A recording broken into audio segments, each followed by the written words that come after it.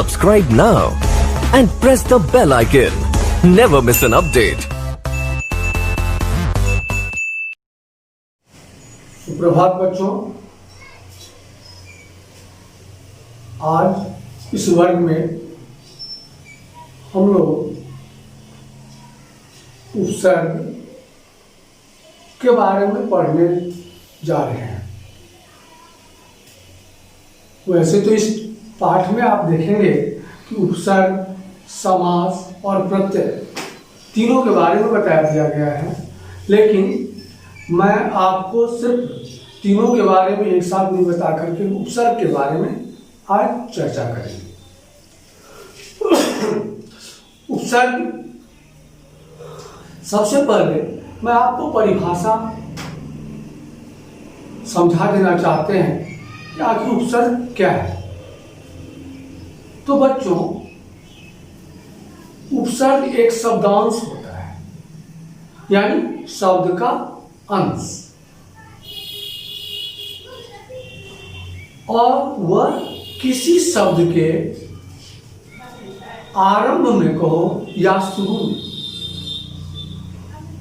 लगता है और उसके बाद उसके अर्थ में परिवर्तन भी आ जाता है और एक पूर्ण शब्द के रूप में हम इसको पढ़ते भी हैं। एक नया शब्द निर्माण कर देता है। कहोगे सर कैसे? आप सुने होंगे स्वस्थ, यानी कोई व्यक्ति या बालक या जो भी प्रसन्नचित्त होकर के काम करते रहते हैं, उनमें किसी तरह की चिड़चिड़ापन देखने के लिए नहीं मिलता है, तो हम लोग कहते हैं कि यह बालक बड़ा स्वस्थ है, यह व्यक्ति बहुत ही स्वस्थ है, स्वस्थ मन से काम कर रहे हैं। बच्चों, अब यहाँ पर एक छोटा सा शब्दांश मैं ले रहा हूँ, शब्द का अंश मैंने पहले बताया था, और वह मैंने ले लिया और शब्द के शुरू में उसको मैंने जोड़ दिया उसके साथ। पहले और लिखा और तब स्वस्थ लिखे। अब जो नया शब्द बन गया उस शब्द को हमने पढ़ा अस्वस्थ। अब तुम समझ सकते हो कि अगर स्वस्थ का अर्थ आप प्रसन्न चित्त वाले,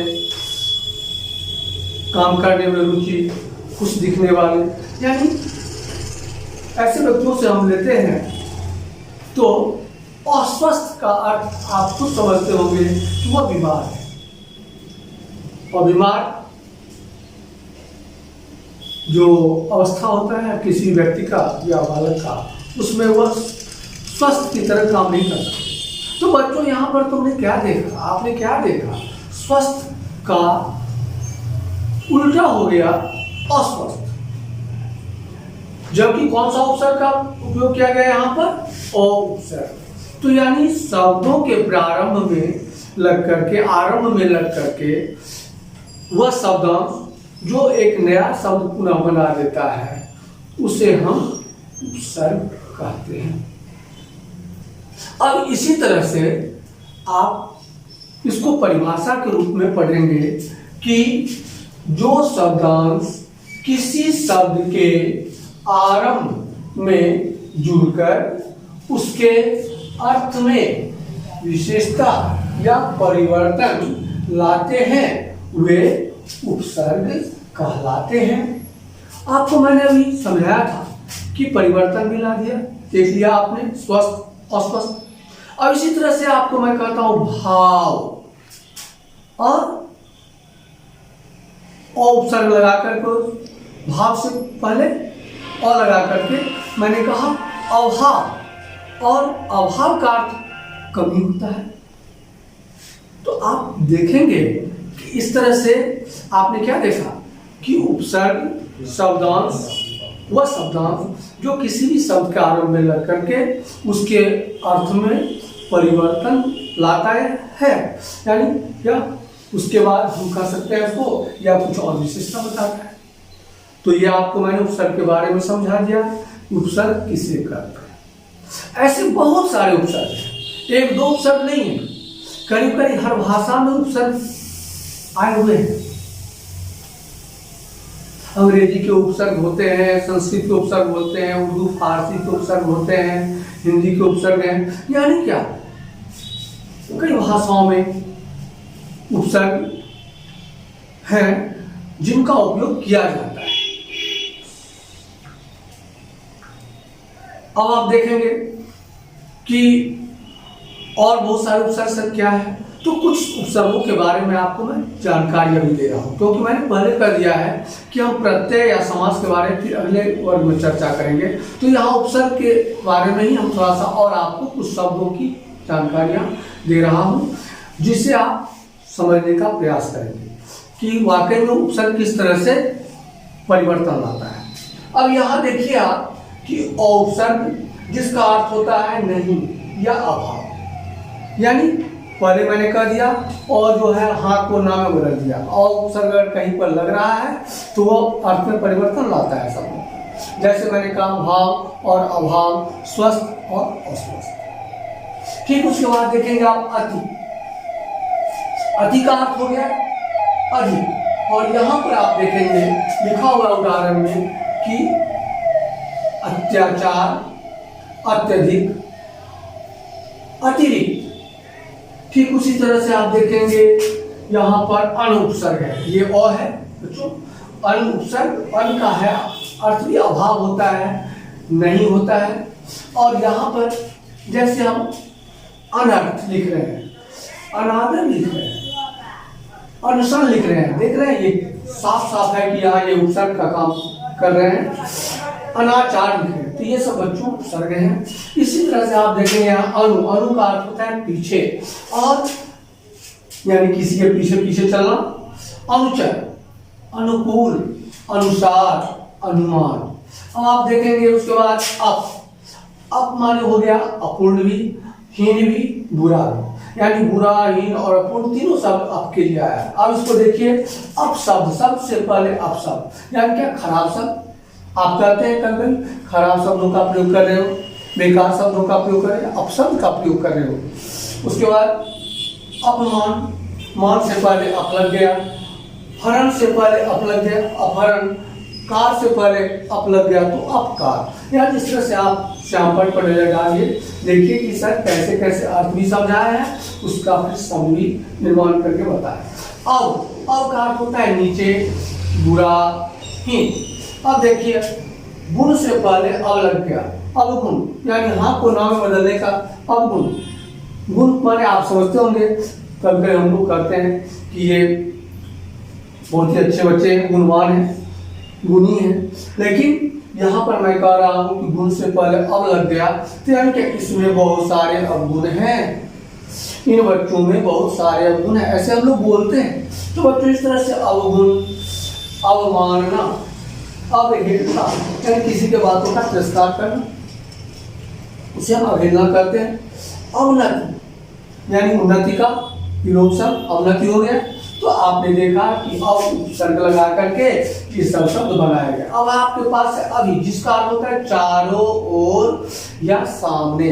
बच्चों इसमें आप देखेंगे कि अभी और नए, नए से पहले अभी उपसर्ग का प्रयोग किया गया और नया से उत्पन्न करके आया अभिनय। प्राय से पहले अभी सब लगा तो अभिप्राय, यानी उनके कहने का क्या अभिप्राय है, यानी क्या कहना चाहते हैं, हम लोग उपयोग करते हैं इन शब्दों का वाक्यों में। अभिप्राय, अभियुक्त, अभियोग। इसी तरह से है उपसर्ग जिसका अर्थ होता है तक या लेकर। बच्चों यहाँ पर हम थोड़ा सा लिखने का प्रयास करेंगे आपको कि तक या लेकर। तो आजन कहते हैं जन्म भर, पूरे जन्म भर, आजन, आमरण, आदान, आक्रमण। इसके बाद है उपसर्ग है जिसका अर्थ होता है ऊंचा या ऊपर या श्रेष्ठ। उत्तम यानी क्या, अच्छे गुण वाले, श्रेष्ठ, उत्तम, उत्थान, उत्कर्ष, उद्धार। बच्चों इसी तरह से है उपसर्ग है जिसका अर्थ होता है छोटा या फिर पास, नजदीक, जिसको हम कहते हैं, तो जिसको हम इस तरह से लिख सकते हैं, इसके शब्द में उपसर्ग बन करके आएंगे। नाम से पहले उप लगा दिए, उपनाम। वाक्य से पहले उप लगा दिए तो उपवाक्य। आप देखेंगे देश से पहले उप लगा दिए, उपदेश, यानी किसी को कुछ अच्छाई के बारे में बताना, अच्छे मार्ग पर चलने की सीख देना, यानी क्या, उपदेश। उपवन, वन से पहले उपशब्द का प्रयोग कर दिया, उपवन, यानी जिसका अर्थ होता है बगीचा, यानी रंग बिरंगे फूल उपवन में खिले हुए हैं। कहने का तात्पर्य है बच्चों, इस तरह से आप देखे होंगे कि बहुत सारे उपसर्ग हैं, हर भाषा के अपने अपने उपसर्ग हैं जिनको प्रारंभ में लगा करके नए शब्द का निर्माण होता है या अर्थ परिवर्तन लाता है या फिर उसमें उसकी विशेषताएं बताया जाता है। तो बच्चों इस तरह से मैं आपको आज उपसर्ग के बारे में बताया। फिर अगले वर्ग में प्रत्यय के बारे में बताएंगे कि प्रत्यय किसे कहते हैं। फिर उसके बाद आपको समास के बारे में बताएंगे कि समास किसे कहते हैं, समास के कितने भेद हैं।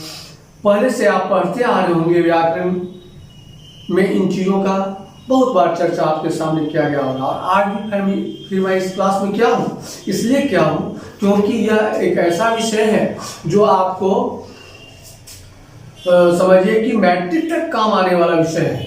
यह व्याकरण हर परीक्षाओं में कुछ न कुछ प्रश्न आपको हिंदी हो या संस्कृत हो फिर उसमें डाले जाते हैं। तो बच्चों आप तो जानते हैं कि संस्कृत जननी है, उससे हिंदी शब्द आए हैं।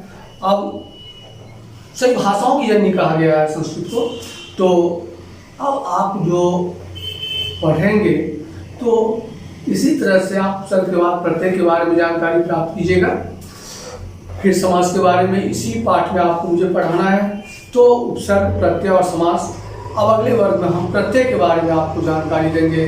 आप पूरा घर पर किसी भी पुस्तक, कोई जरूरी नहीं है कि व्याकरण की कोई निश्चित पुस्तक ही उठाइएगा तो आपको उसमें सब कुछ मिलेगा। किसी भी व्याकरण की पुस्तक को आप लीजिए, आपको उसमें उपसर्ग का चर्चा किया गया होगा। उपसर्ग को आप पढ़ेंगे, कितने तरह के उपसर्ग होते हैं उनको पढ़ करके फिर उनसे शब्दों का निर्माण कैसे हो रहा है उसे आप देखने का प्रयास करेंगे।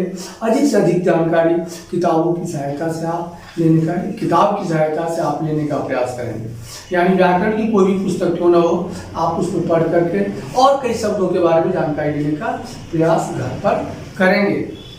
चलिए आज इस वर्ग में मैं आपको इतना ही जानकारी दे रहा हूँ। सिर्फ उपसर्ग के बारे में पढ़ाया, आप इसे खुद भी स्वयं से भी घर पर पढ़ने का अभ्यास करें। धन्यवाद।